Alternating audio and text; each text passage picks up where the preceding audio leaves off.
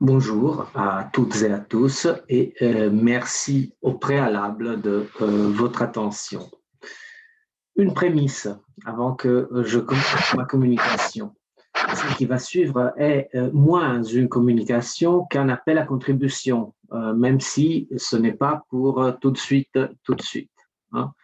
Je me présente rapidement. Je m'appelle Fabio Regattine.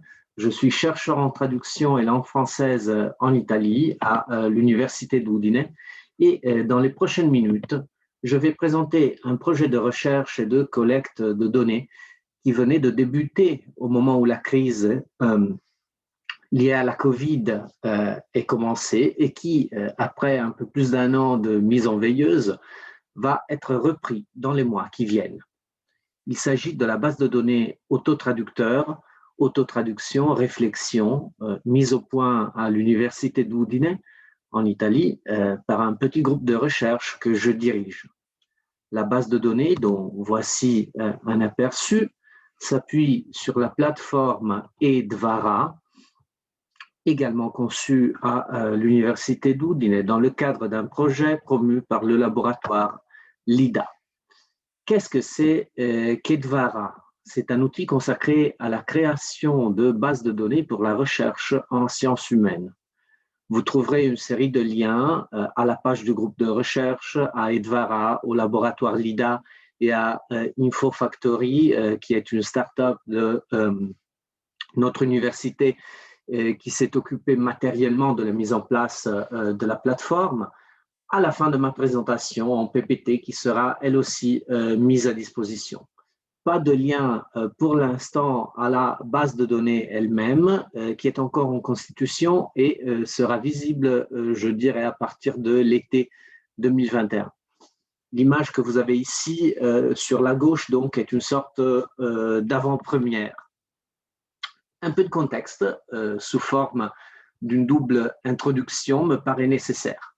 Je vais donc premièrement donner une définition rapide du domaine d'études qui nous intéresse et deuxièmement expliquer les raisons de son traitement dans le cadre de ce colloque.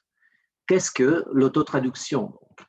C'est, et je cite, l'acte de traduire ses propres écrits dans une autre langue et le résultat de cette entreprise.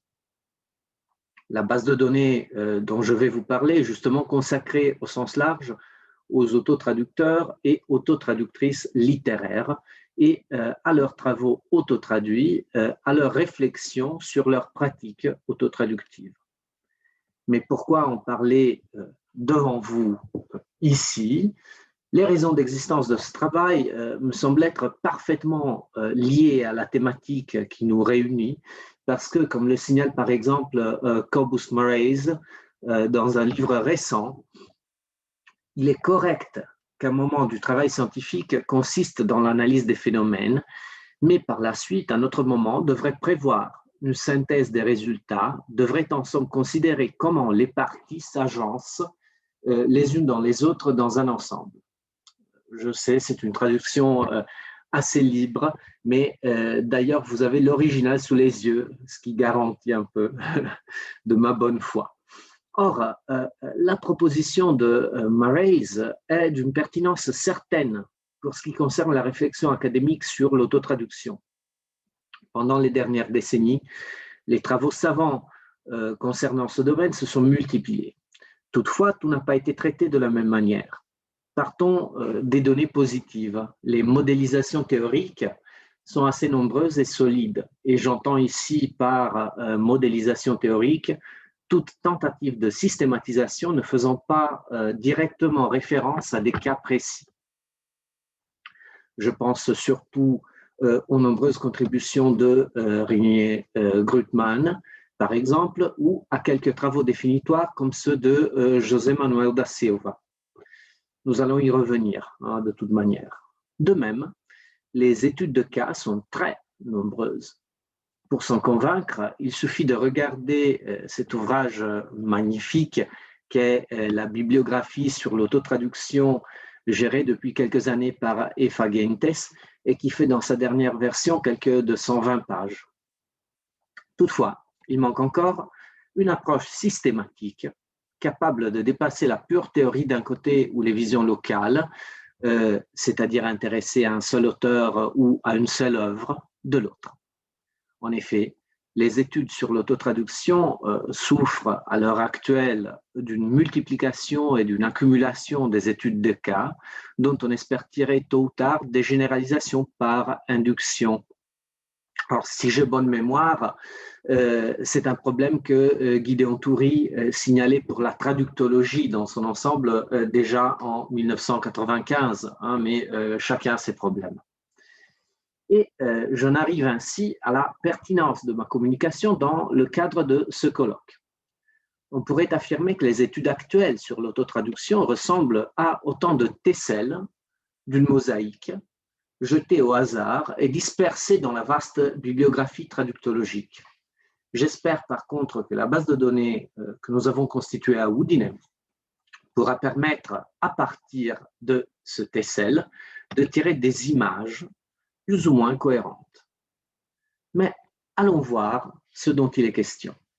L'idée de base de ce répertoire biobibliographique, si vous voulez, est de rassembler en un lieu unique la plus grande quantité possible de données concernant les autotraducteurs, autotraductrices et leurs pratiques. Pour ce faire, la base de données dont revoici la page d'accueil qui est, je vous le rappelle, en construction et qui n'est pour l'instant pas accessible, la base de données donc se constitue autour de 4 modèles de fiches différents en relation mutuelle. Pour l'instant, le tout se construit en 2 langues, l'italien et le français. Une expansion vers l'anglais est prévue, elle fera l'objet d'un travail de traduction subséquent, ce qui fait que, par exemple, les catégories que nous allons voir maintenant sont données dès le départ en version trilingue. Hein, vous avez des définitions, vous le voyez ici aussi, même si c'est très petit, hein, autotraduttore, traduttrice, autotraducteur, autotraductrice, self-translator, ou bien critica, critique, criticism, etc., etc. Donc, comment est-ce que cette base de données est constituée? Une première série de fiches, la principale, concerne l'autotraducteur, autotraductrice. Elle comporte des données relativement triviales, mais nécessaires, le nom, évidemment, et une mini-biographie. Quelques données sont déjà plus intéressantes et en perspective modélisable. Il s'agit de la trajectoire géographique de la personne sous forme de période de résidence dans tel ou tel pays et du type de pratique autotraductive par lequel elle se caractérise. Cette pratique pouvant être, selon les cas, systématique, c'est-à-dire que à peu près tout ce qu'un auteur écrit voit le jour dans les 2 langues, ou bien elle peut être asystématique, c'est-à-dire que l'auteur a tendance à s'autotraduire avec une certaine régularité, mais il ou elle ne le fait pas toujours, ou bien ça peut être une pratique unique.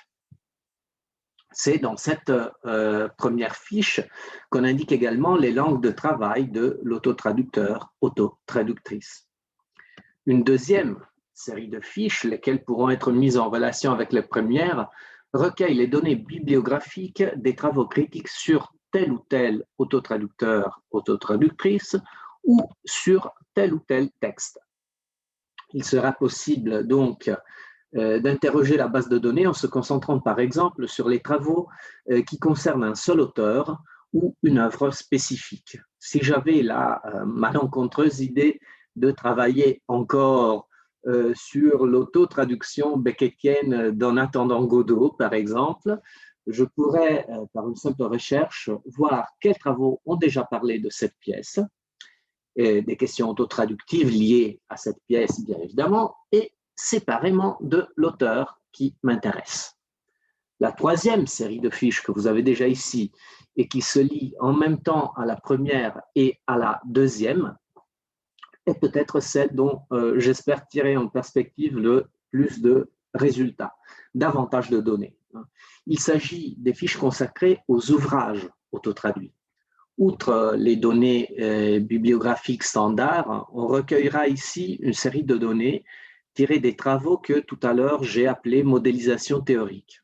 Dans des champs séparés, on indiquera premièrement le genre de l'autotraduction, roman, nouvelle, poésie, théâtre, non-fiction, etc. Les langues de rédaction et, le cas échéant, les langues sources et cibles. Et là, je dis le cas échéant parce qu'en autotraduction, ce n'est pas toujours clair.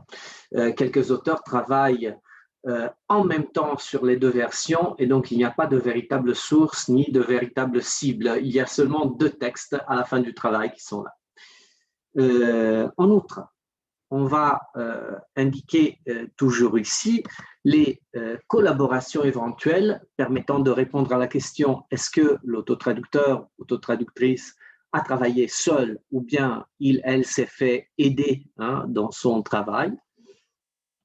Ensuite, le statut des langues concernées, en répondant ainsi à la question est-ce que les deux langues sont comparables pour ce qui est de leur centralité dans le marché aux langues Une autotraduction du français à l'allemand ou vice-versa est socialement différente d'une autotraduction du yoruba à l'anglais ou de l'espagnol au basque. On parle ici, selon Grüttmann, de traduction horizontale ou bien de traduction verticale, et dans cette dernière, de supra-traduction, lorsque je vais d'une langue mineure à une langue majeure, ou d'infra-traduction, lorsque je vais d'une langue majeure à une langue mineure. Ensuite, on indiquera ici aussi le travail concret d'autotraduction. Est-ce que l'autotraducteur, autotraductrice avance en même temps sur les deux versions? Est-ce qu'il ou elle produit une version en langue A et ensuite se traduit en langue B? Est-ce que cette deuxième version voit le jour avant la publication de la première ou après la publication de la première? Autant de questions qui permettent de qualifier les traductions, encore selon Grüttmann, de consécutives, simultanées ou bien différées. Pour reprendre cette fois les termes de Da Silva, est-ce que l'autotraduction est publiée comme telle ou bien comme un nouvel original? On parlera, selon les cas, de traduction transparente ou opaque. Un dernier champ, enfin, dans cette troisième fiche, recueillera les données sur les traductions éventuelles des ouvrages vers d'autres langues avec indication où celle-ci serait disponible de la version source. Enfin, et je crois qu'il s'agit d'une autre avancée possible, une quatrième série de fiches va recueillir les réflexions des autotraducteurs et autotraductrices sur leur propre pratique. Au minimum, ce seront les données bibliographiques, mais j'espère convaincre les auteurs et autrices de l'utilité de rassembler leurs réflexions dans un lieu unique où elles seraient accessibles à tout chercheur intéressé.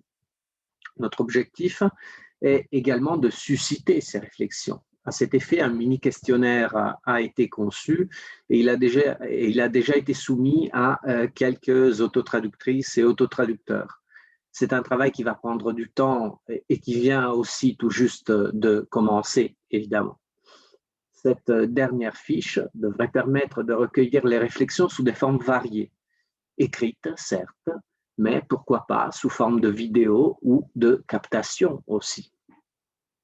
Idéalement, un travail de traduction devrait être mis en place pour que les réflexions soient accessibles à un public de plus en plus vaste dans les 2, puis 3 langues de la base de données. Bon, ça c'est la structure. Tout est très beau, c'est du moins mon opinion, évidemment assez partiale là-dessus. Mais où en sommes-nous pour l'instant? Le travail a pu partir sur de très bonnes bases.